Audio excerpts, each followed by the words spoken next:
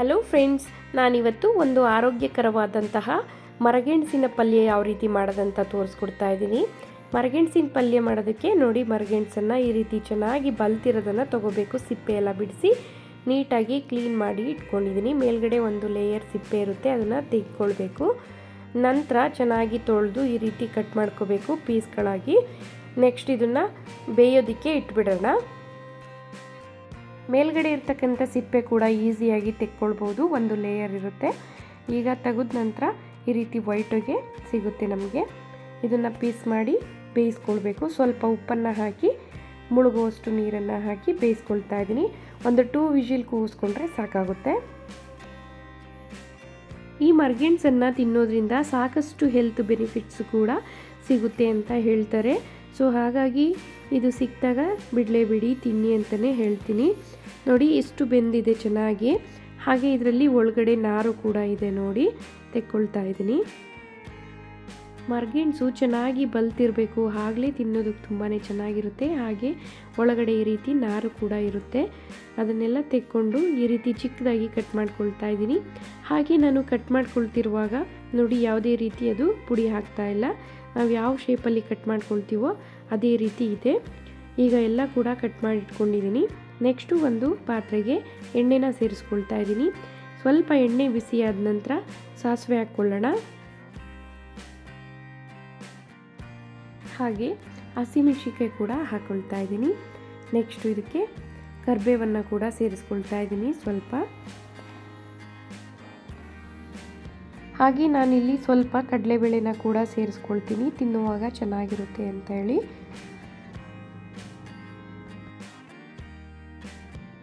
ಹಾಗೆ ಚೆನ್ನಾಗಿ ಫ್ರೈ ಮಾಡಿಕೊಂಡು ಇದಕ್ಕೆ ಒಂದು 2 ಈರುಳ್ಳಿನ ಕಟ್ ಮಾಡಿ ಸೇರಿಸ್ಕೊಳ್ತಾ ಇದ್ದೀನಿ. ಈರುಳ್ಳಿನ ಸ್ವಲ್ಪ ಚೆನ್ನಾಗಿ ಫ್ರೈ ಮಾಡ್ಕೊಳ್ಳೋಣ.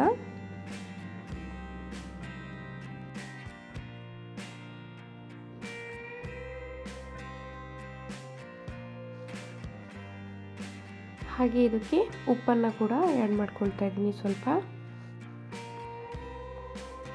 ಹಾಗೆ ಸ್ವಲ್ಪ ಒಂದು ಚಿಟಿಕೆಯಷ್ಟು ಅರಿಶಿಣ ಕೂಡ ಸೇರಿಸ್ಕೊಳ್ತಾ ಇದ್ದೀನಿ.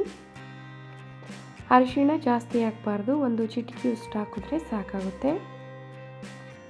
ಚೆನ್ನಾಗಿ ಮಿಕ್ಸ್ ಮಾಡಿಕೊಂಡು ಕಟ್ ಮಾಡಿ ಇಟ್ಕೊಂಡಿದ್ವಲ್ಲ ಮರಗೆಣಸು, ಅದನ್ನು ಹಾಕ್ಕೊಳ್ತಾ ಇದ್ದೀನಿ.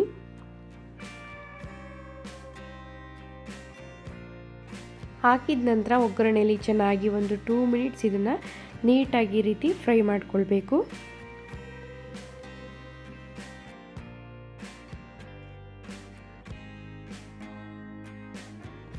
ಚೆನ್ನಾಗಿ ಈ ರೀತಿ ಫ್ರೈ ಆದ ನಂತರ ಇದಕ್ಕೆ ಸ್ವಲ್ಪ ಕೊತ್ತಂಬರಿ ಸೊಪ್ಪನ್ನು ಕೂಡ ಕಟ್ ಮಾಡಿ ಸೇರಿಸ್ಕೊಳ್ತಾ ಇದ್ದೀನಿ. ಹಾಗೆ ಒಂದು ಸಲ ನೀಟಾಗಿ ಮಿಕ್ಸ್ ಮಾಡ್ಕೊಳ್ಳೋಣ. ಹಾಗೆ ಇದಕ್ಕೆ ನಾನು ಸ್ವಲ್ಪ ಫ್ರೆಶ್ ತೆಂಗಿನಕಾಯಿ ತುರಿನ ಕೂಡ ಸೇರಿಸ್ಕೊಳ್ತೀನಿ. ತುಂಬ ಟೇಸ್ಟು ಚೆನ್ನಾಗಿರುತ್ತೆ ತೆಂಗಿನಕಾಯಿ ತುರಿ ಹಾಕೋದ್ರಿಂದ.